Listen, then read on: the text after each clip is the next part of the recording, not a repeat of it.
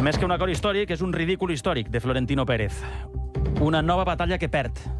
Una altra guerra perduda i en van unes quantes d'un Florentino Pérez que ja fa temps us vaig dir, tinc la sensació que està perdent poder. No pot fer els concerts al Bernabéu. Està perdent també la batalla judicial per la construcció dels famosos pàrquings. No farà la Superliga.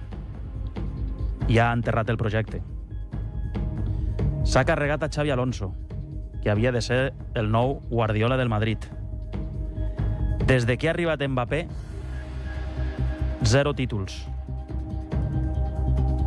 I n'ha perdut un aquesta temporada. I no està aconseguint els suports necessaris per canviar el model de propietat del Real Madrid. Fixeu-vos com va filtrant notícies per copsar l'opinió pública i no acaben de comprar-li aquesta idea. Jo crec que els socis del Madrid hi fa que la tingui allà, que no sap com tirar-la endavant.